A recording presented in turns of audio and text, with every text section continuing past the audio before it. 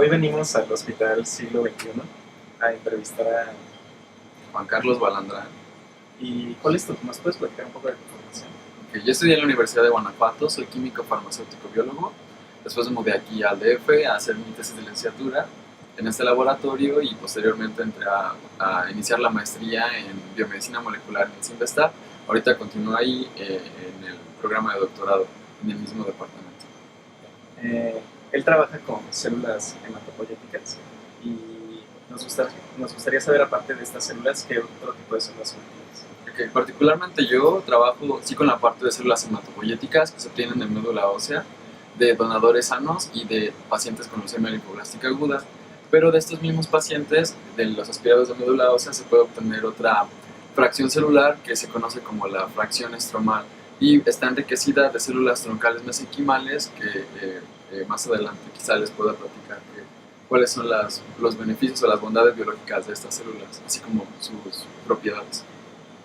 ¿Y qué tipo de medios de cultivo utilizas para cultivar estas células? Okay. Tenemos varios tipos de medios de cultivo. La mayoría de ellos son medios básicos, no tiene factores de crecimiento, son mezclas de sales y por supuesto glucosa y algunos aminoácidos esenciales que necesitan las células para poder crecer.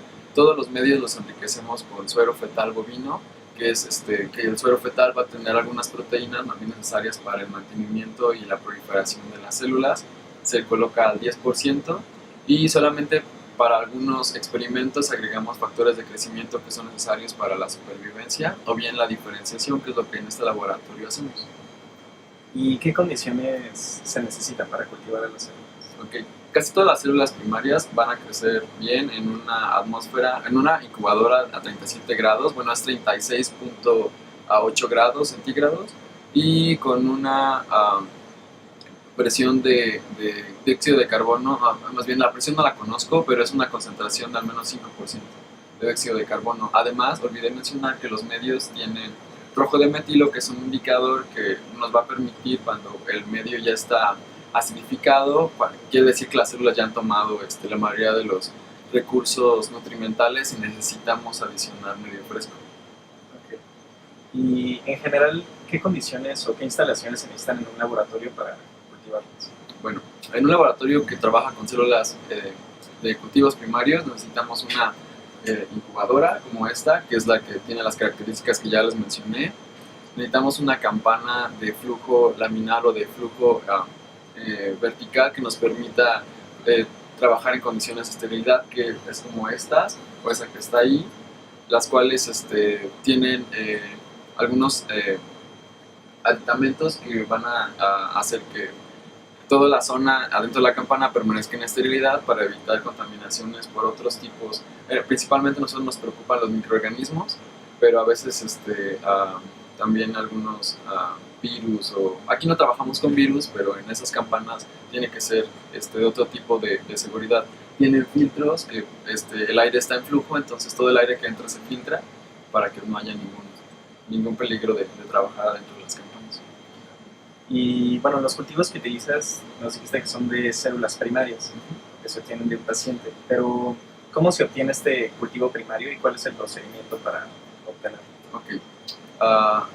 Aquí voy a fraccionar en dos la pregunta porque para la parte de células hematopoyéticas es muy sencillo. La médula ósea va a tener tres componentes, ¿no? La parte celular, la parte soluble, pero en la parte celular van a venir, en realidad lo puedo fraccionar en tres. Uno, de células mononucleares, es decir, células que solamente tienen un núcleo, los eritrocitos, que no tienen núcleo, y dentro de las células mononucleares vamos a tener a la parte hematopoyética, pero también a la parte estromal. Entonces, la manera de hacer la primera separación es, por un gradiente de densidad, quitamos a todos los glóbulos rojos y los granulocitos que tienen más número de núcleos, nos quedamos con la fracción de células mononucleares, que por el gradiente de densidad es muy fácil de obtener esta fracción de células.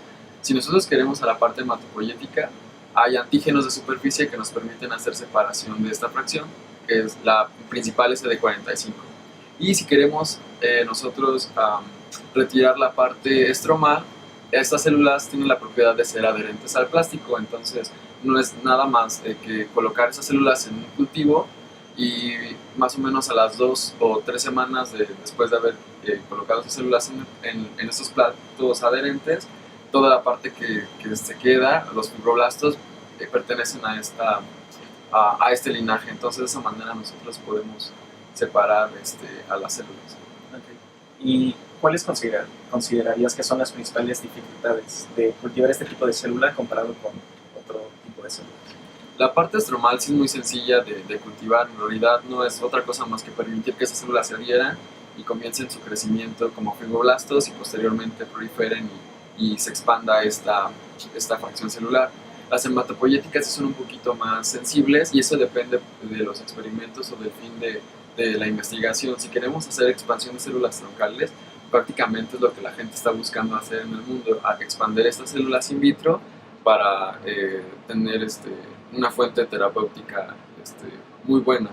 Pero si esos cultivos están dirigidos para hacer diferenciación, estas células requieren tener una cama estromal. Entonces las células hematopoyéticas solitas son muy lábiles a temperatura y a condiciones del medio. Entonces es importante que estos medios estén enriquecidos con ciertos factores de crecimiento, además del suero que ya les mencioné, y que tengan la cama de estroma, porque si no la diferenciación hematopoyética no puede darse. ¿Y qué aplicaciones terapéuticas se les da actualmente a este tipo de cultivo?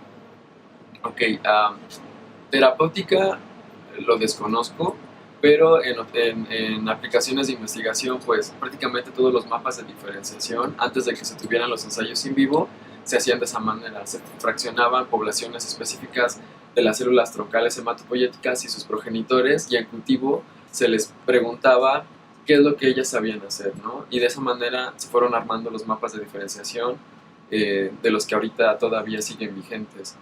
De las células mesenquimales, estas sí se han llevado un poquito más a la parte de terapia celular, porque se ha visto que estas células poseen propiedades inmunosupresoras, es decir, cuando están en contacto con células del sistema inmune, bajan su actividad, las hacen células tolerantes. Entonces esto se cree que en algunas enfermedades autoinmunes o enfermedades involucradas con el sistema inmunológico puedan ayudar a que el paciente a una mejor recuperación del paciente.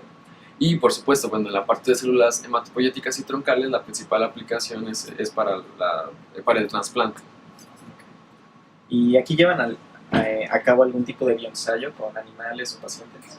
Sí, aquí por ser un hospital y precisamente hospital de oncología tenemos prohibido trabajar con animales de experimentación. Bioensayos tampoco se realizan, entonces sí lo realizamos, pero tenemos que hacer colaboraciones en otras instituciones en donde sí tengan bioterio y las instalaciones adecuadas para poder llevar a cabo esos ensayos. Sí, nosotros sí los tenemos, pero no los manejamos en estas instalaciones. Ok. ¿Y qué investigaciones futuras es posible en tu camino o en general de este tipo de cultivo?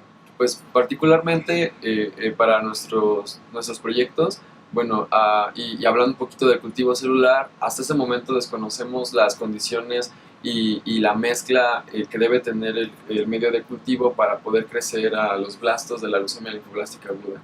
Estas células son todavía más frágiles que las células normales, ya que en nuestro laboratorio y en el resto del mundo no las han podido crecer.